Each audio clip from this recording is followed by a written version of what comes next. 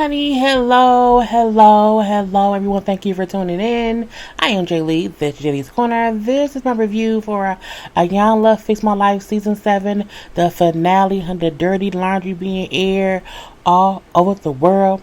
This episode was 2 hours. I do not know how long this review will be. Sit down, get your drink or whatnot. We're going to let it be what it be. It is 1:52 in the morning.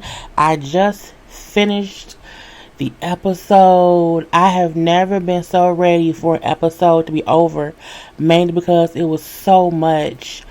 Girl. I'm like, what is going on here? I don't even have time to do my intro. Y'all know to like, comment, subscribe, share, post, this and that or whatnot.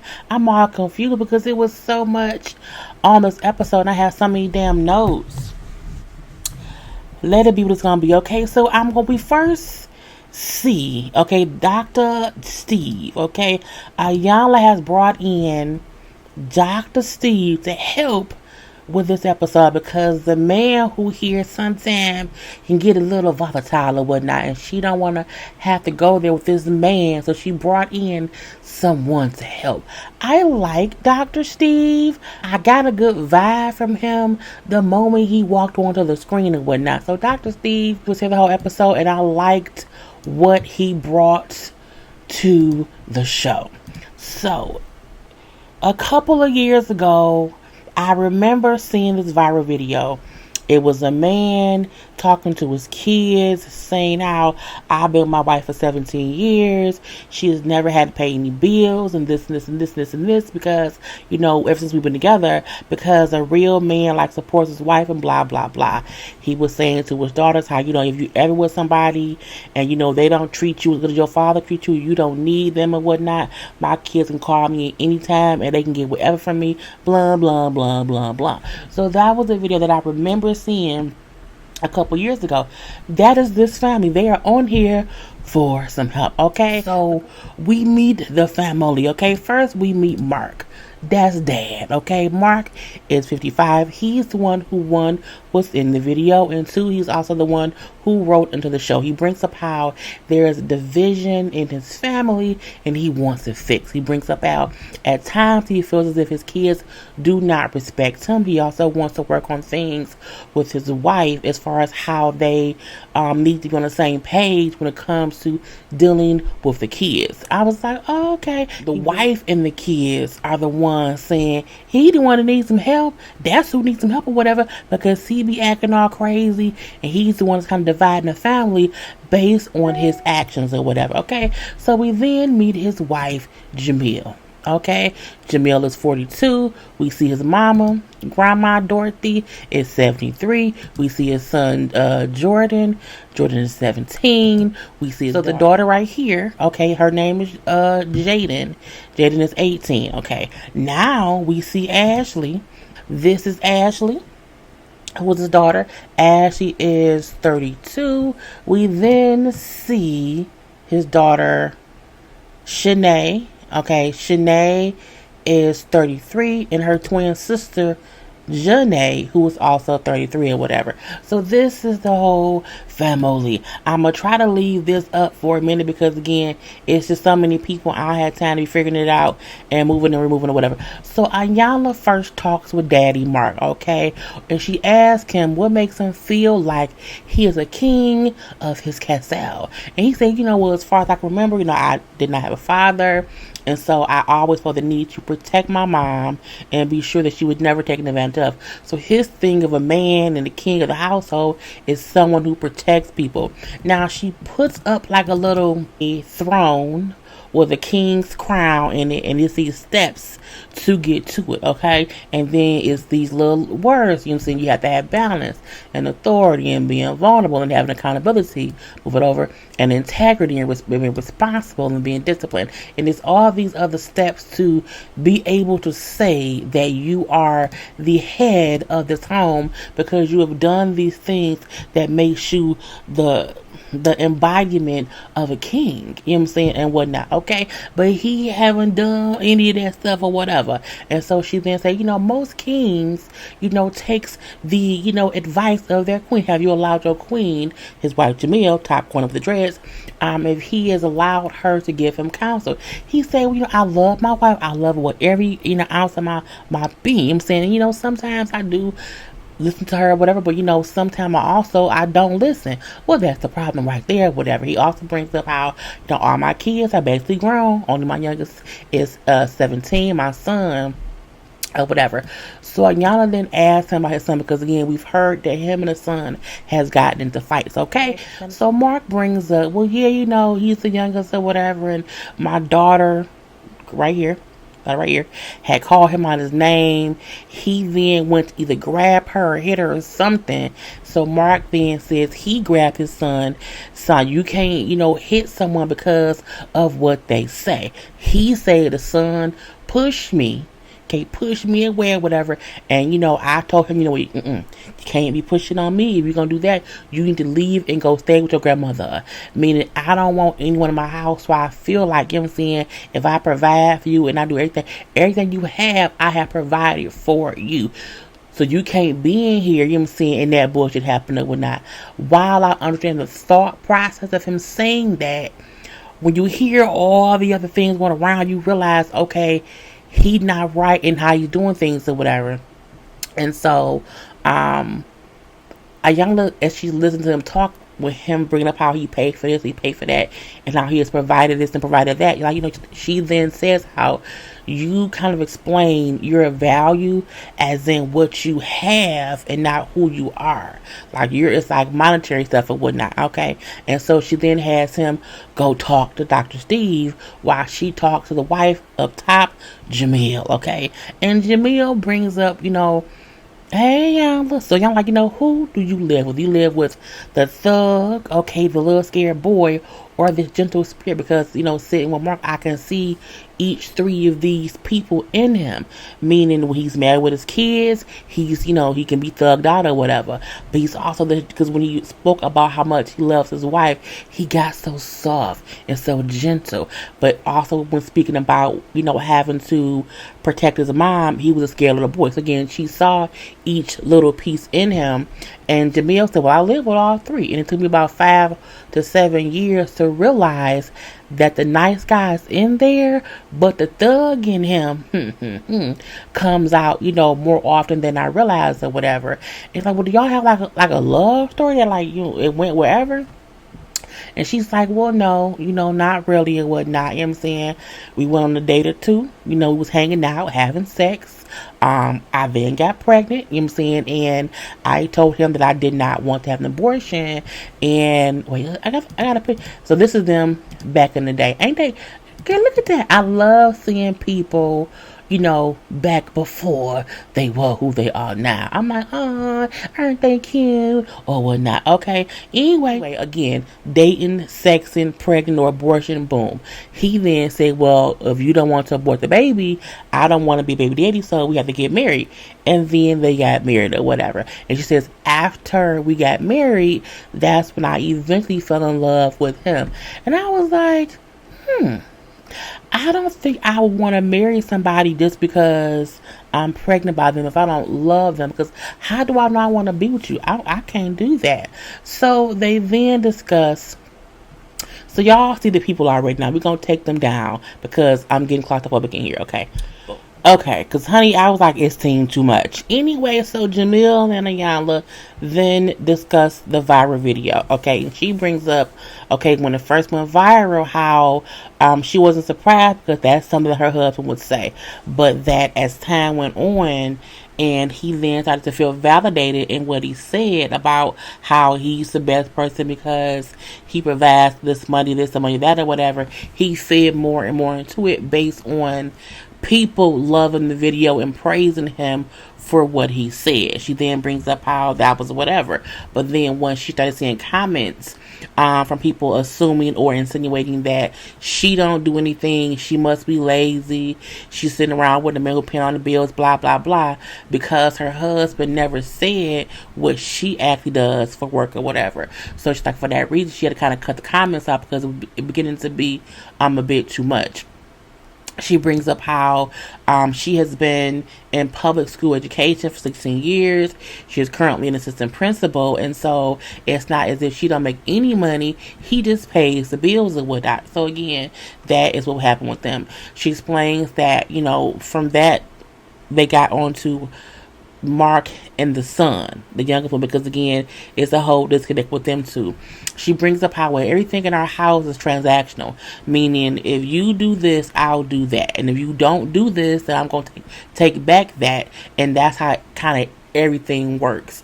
And it kind of stems from Mark feeling as if he's paying for something, or if he expects you to do whatever, if he's paying for it, you should do things how he wants them to be done. She brings up how and when that doesn't happen, that's when the thug Mark comes out, and there's a whole bunch of bullshit going on. She brings up how one time 12 years ago that Mark attacked her, and I was like, what, honey, what? Going on?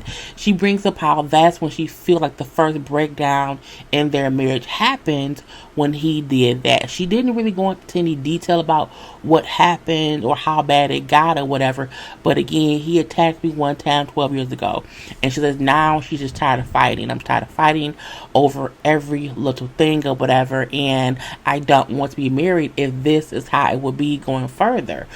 She brings up how she's open to their marriage possibly being able to be fixed, but she isn't even sure that she wants to be there, for it to be fixed or whatever. So y'all I need you to know that if you have been sleeping with this man who you don't love because he financially supports you, that makes you a hoe. I say she is always calling somebody a hoe, but what she meant was valid. If you was dealing with a dude who you were not dating, y'all were just having sex, you then got pregnant, you did not want to get a baby up, or you did not want to have an abortion, he then said, well, we had to be together and be married. So you then stayed with a man who was paying for you and paying for this baby that you wanted to have.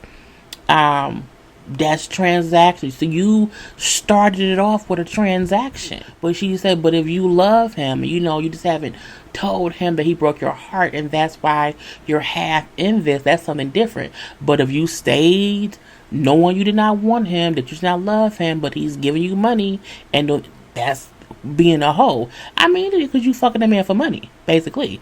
Anyway, so we then see Steve talking with Mark, okay? And I don't have any more pictures of Steve, so it is what it is. But anyway, he's talking to Mark or whatever, and Mark brings up in the video how he was just speaking his truth. We this the clip of him just saying how, the kids can come to me for whatever, I'm saying, and my daughters should know that they should not be with a man who can't do what I can do, and blah, blah, blah, blah, blah. And Dr. Steve brings up how I felt like I saw two things in you talking. I saw one, you trying to be a man, to tell your daughters what they should want out of someone else. They should want someone who can provide for them and be there for them, blah, blah, blah. But I also saw you trying to undo things that were not done for you as a boy. Okay, you was kind of speaking to yourself. Because he said something as far as, my kids know that if they ever need their father, I'm always here. I'm a phone call away. And he didn't have that. So he wants to undo what he went through. He went through not being able to have a father there. And so that's where part of what he tries to do comes from. But again, we have to mention that if he did not have a father, how does he know how to be one? Okay, they always say you can't do what you don't know.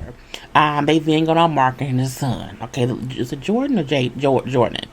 He brings up how My son gives me anger. Whenever I ask him to do something or whatever, he gets mad with me, and I don't get that. Like, he reminds me of myself when I was younger.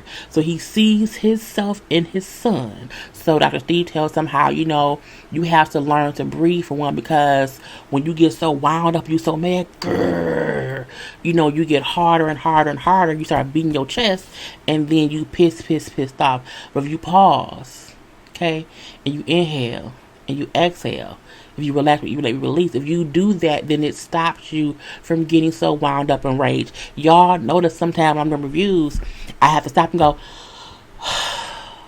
because I'm getting wound up. Like, and that's really true. And that's why I tell people all the time, like, when you are feeling different emotions, sometimes just stop and breathe, and it just stops you from sometimes going one step too far, or from getting yourself more and more worked up or whatever. But he like, you need to realize, if you sometimes stop, take a breath, take a pause, and you just breathe it on out or whatever, you can listen to whatever's going on that you're mad about, and you don't have to rush to rage.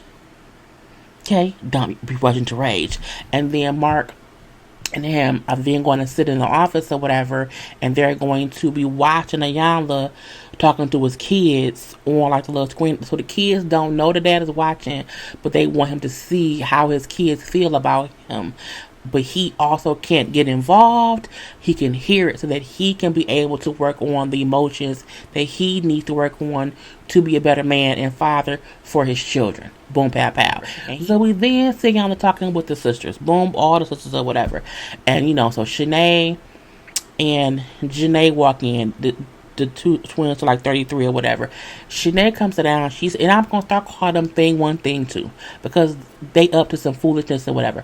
So thing one brings up how her and thing two was on the bus or whatever, coming back from the hotel, and how the sister Ashley was fussing at them or whatever. And she then said, "I want to knock her head off." She's like, "You want to knock whose head off?" My sister. So thing one is pissed off, whatever. Thing two then say, "Yeah, because Ashley was coming for us." And I'm looking like, what the fuck is going on here? Like, what happened or whatever? And then thing two then say, yeah, because we was gonna jump. I'm like, y'all gonna jump your sister in the van on the way to Iyanla? What the fuck? Lord. Okay, then the 18-year-old sister Jaden walked in, okay? And then the sister Ashley walked in, who's 32. And so y'all like, okay, so what happened? You can kind of see that Ashley is pissed off, and in her feelings, she's mad right now. She then brings up how I always feel like thing one, thing two feel as if everything is about them, okay? Thing one twin then says, because it is. I was like, see, that's that bullshit. At that moment, I named them thing one and thing two, okay? Ashley continues. And she brings up how, they always want people to listen to them. They want that for sure. But if I'm trying to talk, they won't. Like, they act as if I don't matter. Thing two then says, well, because you don't say shit worth listening to. And I'm looking like, bitch, what? Again, thing one, thing two, up to mischief. Okay, you watch the cat and the hat, it is what it is. So Ashley then said, you know what? They don't even like each other. Like, the twins don't like each other, whatever. You know what I'm saying? So I'm going to ignore that because they really on camera, you know what I'm saying, acting out on camera. And thing one then say, see, I'm at the slap. I'm like, what's going on? When thing one then said, I'm going to have to slap you, and I was looking like, in front of Iyanla? What's going on? And Jaden, the young sister then, she's like, because it's about to be a melee. I'm looking like, they is finna fight up in this place. What is going on here? Whatever. So they get to fussing and standing up or whatever. And I'm looking like, y'all is bossing up. And y'all are just sitting there. You did see like one person come in and try to like get between them or whatever. And I'm like, what the fuck is going on in Iyanla's house? Now them two twins, thing one, thing two, you can tell they gang up on Ashley, they gang up on whoever, okay? You can tell that by looking at how they played it or whatever. But Ashley, like, I am fed up on this bullshit. Now thing one stood up and thing two did not, okay? And then when Ashley stood up and got in their face, honey, okay, because that's thing one, thing two, and Ashley got up and walked over and said, you ain't gonna do shit. You ain't gonna, can you beat my ass? And thing two said, I can try. I'm gonna try my best. I say, bitch. And then thing one sat there and did not say anything. Thing one knew better. Again, that's why I say they gang up on her, because they went at her, and when she got up, they both stayed silent in their seat. And my thing is, y'all was big and bad. I'm gonna slap her. I'm gonna knock her head off. But when she walked in there and got in y'all face, y'all didn't do anything. Okay, y'all sat down. And I'm not saying that to glorify whatever, but I feel like they fuck with that girl. They fuck with her, and then when she tried to defend herself, and just not even defend herself physically, but just verbally, they, dog her out or whatever. And then she's like, I will beat both y'all ass. I was like, ooh. At this point, Iyanla get up, and she comes and she pulls Ashley, and she's taking her out the house. And as Iyanla's like, taking her out the house, you see thing one or thing two then say, take your old big ugly ass back to Ohio. And I was like, not big old ugly ass bitch. I was like, big girl loyalty, get off that bullshit, bitch. Anyway, so Ashley then say, shut your old crackhead. I say, crackhead? She's a crackhead? Oh, let me stop. Anyway, I was just like, what is going on here? You calling one sister big ugly, you calling the other sister crackhead.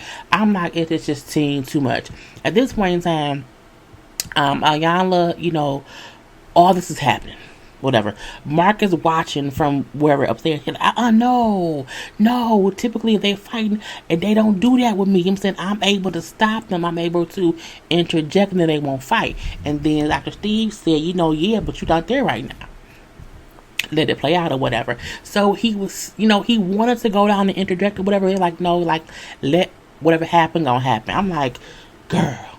So we then see, Iyanla's outside with Ashley, chit chatting and jaw jacking and everything. You know what I'm saying? Just trying to calm her down. And she's like, what's going on? You know what I'm saying? Like, my sisters, they're not even hurt for real. Like, they're not even really hurt, whatever. They just want to be on TV and get famous. I'm hurt. I'm sad. I need my dad. I'm here to get closer to my dad. And she's crying. Like, I just want to get close to my dad. Like, I wasn't, I was raised with him.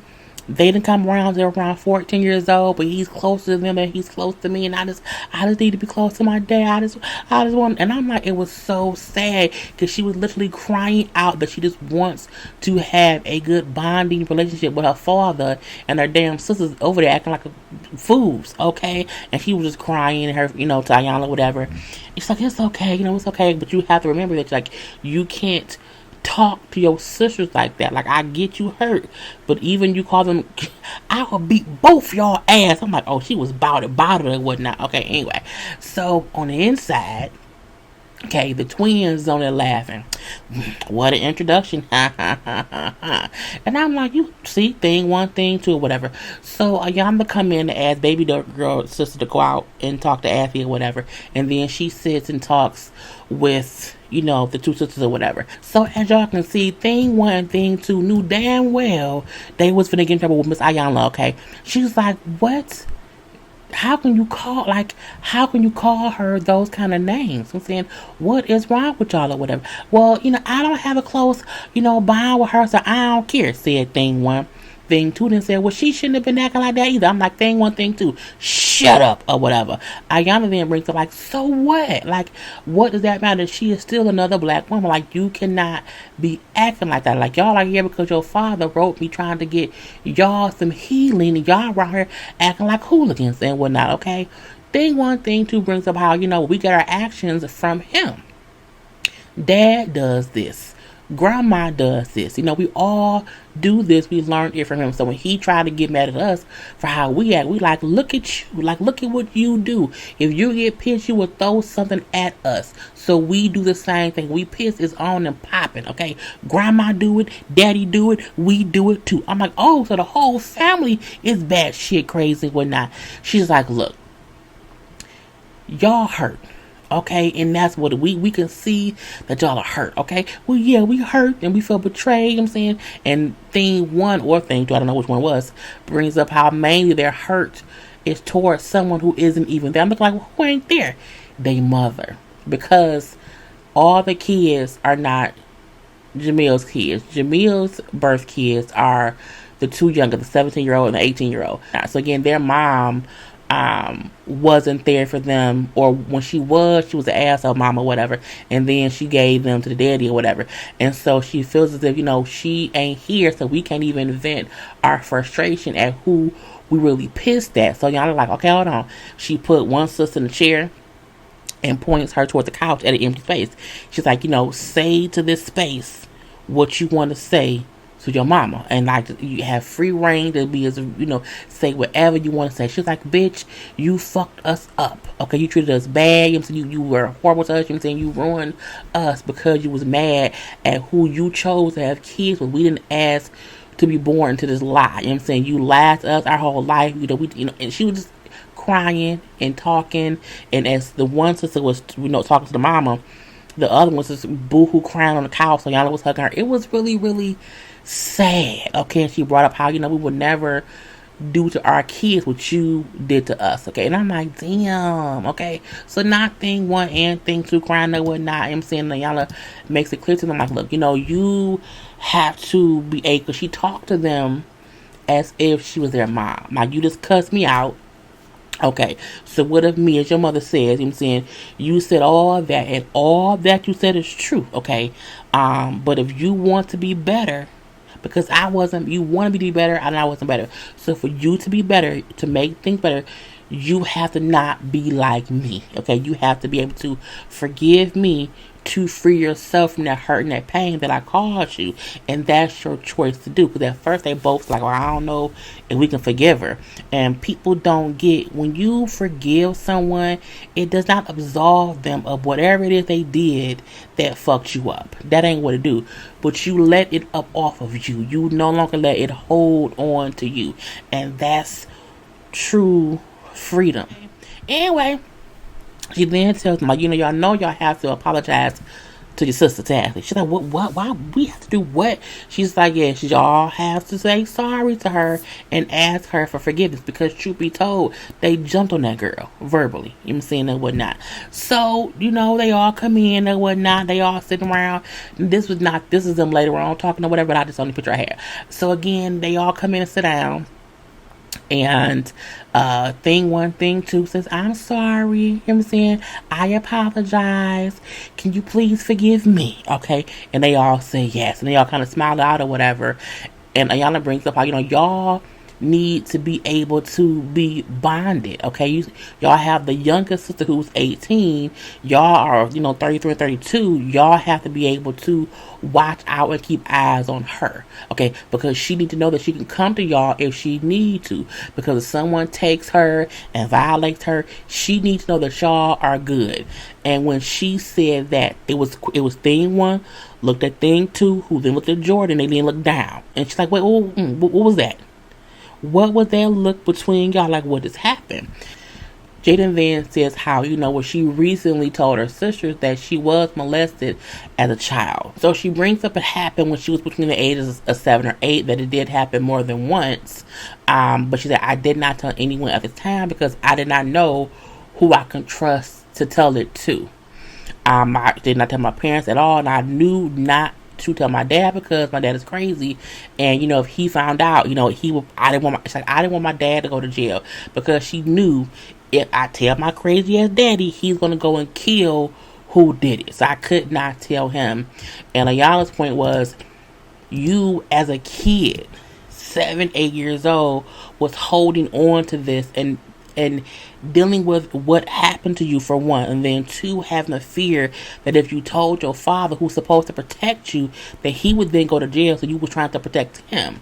And it's all of that, just carrying all of that with her. And I feel like so many people don't get, when that happens at the time, you don't even realize that it's bad. You know what I'm saying? Because molesters never say this is a bad thing. We should not be, like, they don't say that. They make you think it's a fun thing that you're doing. It's just a secret. So it's the things where you don't realize that you're supposed to tell, especially if your parents have not had the conversation with you yet. It's not until sometime that you're older that you realize, oh, that wasn't supposed to happen and everything. So, but it's still crazy that she had to hold on to all of that. So each sister then say how they too were molested.